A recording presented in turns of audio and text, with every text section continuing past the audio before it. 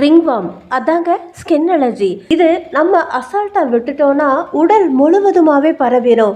இந்த ரெமடிக்கு தேவையானது மூணு பொருட்கள் தான். ஒன்று வேப்பிலை, ரெண்டாவது மஞ்சள், மூன்றாவது தேங்காய் எண்ணெய். பவுல்ல 2 டேபிள் ஸ்பூன் அளவுக்கு வேப்பிலை பொடியை எடுத்துக்கோங்க.